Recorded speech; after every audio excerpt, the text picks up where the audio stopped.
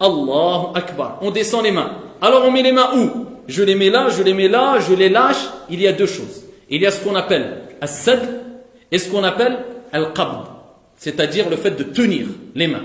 Alors al-jumhur, la majorité des écoles juridiques disent qu'on doit mettre la main droite sur la main gauche. La main droite sur la main gauche. Et c'est ce qui est relaté dans plusieurs textes, dont le texte ici, ou les plusieurs versions concernant les textes rapportés par Wa'il ibn Hujr, radiyallahu anhu warda. Par contre, dans le madhab de l'imam Malik, rahmatullahi alayh, il considère qu'on doit faire as-sadl. Quand tu fais ta prière, Allahu Akbar, et tu lâches tes mains. Alors certains disent oui, l'imam Malik l'a fait quand il a été torturé, etc. Bon, tout ça, c'est du grand n'importe quoi, parce que l'imam Malik a été interrogé dans le Mudawana par Ibn al-Qasim, comme l'a rapporté As-Sahnoun, et ici, l'imam Malik a répondu clairement sur le sadl. Et l'imam Malik lui-même, dans le Muwatta, a rapporté les textes de Wa'il ibn Hujr où il fallait faire le qabd. C'est la preuve que l'imam Malik avait ces textes-là sur le qabd, mais il n'a pas fait le qabd, il a fait le sadl. C'est la compréhension du texte, et il a pris en considération Amalu Ahli al-Madina, les savants de Médine qui priaient, d'après lui, les mains lâchées. Alors, on prie les mains lâchées ou on prie avec le qabd.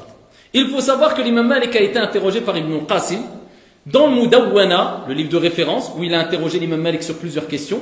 Et ici, quand il a interrogé l'imam Malik sur le qabd, l'imam Malik, rahmatullahi alayh, il disait, je ne vois pas cela comme une chose à faire dans la prière obligatoire. Pourquoi? Parce que l'imam Malik était interrogé sur la personne qui prend quelque chose comme appui dans la prière. Un mur, un poteau, un bâton, et ensuite il lui a posé la question sur le qabd. D'accord? Donc celui qui fait al-qabd pour l'imam Malik, rahmatullahi alayh, avec l'intention de s'appuyer dessus, c'est-à-dire d'avoir un support. Parce que vous savez, quand vous faites le qabd, que tu le veuilles ou non, il n'y a pas de relâchement, tu as un support. Ça permet quelque part de reposer aussi les bras, de les tenir. Il dit, cela on ne peut pas le faire, parce qu'on ne peut pas prendre un support dans la prière. Dans la prière obligatoire, pas dans la prière surérogatoire. Parce que vous savez que dans la prière surérogatoire, même prier assis est autorisé. Mais la prière obligatoire, tu n'as pas le droit de prier assis sauf si tu as une raison valable. Et tu n'as pas le droit de prendre d'appui sauf si tu as une raison valable. On est d'accord? Donc lui, il dit, celui qui le fait dans la prière obligatoire, avec l'intention d'avoir un support, un appui, il dit non, cela je l'aime pas, c'est macro. Par contre, dans une prière surérogatoire, il n'y a pas de mal. Et de là, certains savants, et bien même dans l'école de l'imam Malik, ont dit que ceux qui le faisaient avec l'intention d'avoir un quelconque support, ils ne devaient pas le faire, ce n'est pas la sunna, c'est mieux de lâcher les mains. Et c'est ce qui est rapporté de l'imam Malik, rahmatullahi alayh, qui priait les mains lâchées. Pas que de l'imam Malik. Alors, Abdullah ibn Zubayr, radiyallahu anhu arda, ce grand savant, ce grand compagnon, bien ici, il est rapporté que, eh bien, il priait avec les mains lâchées.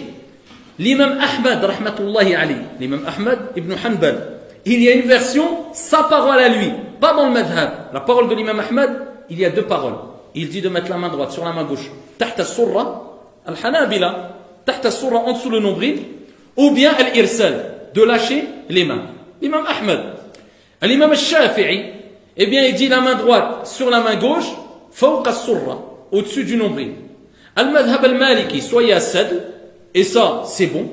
Ou soit, comme il a dit Ibn Abd al-Barr, rahimahullah ta'ala, celui qui fait sadl, c'est bon. Celui qui fait le qabd, c'est bon.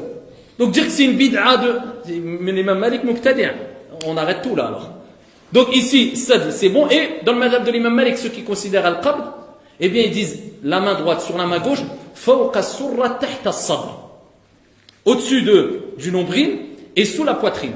Et celui qui va faire le qabd, c'est-à-dire mettre sa main droite sur sa main gauche, et dans cette position, dans cet endroit-là, vous allez voir que c'est l'endroit le plus à l'aise.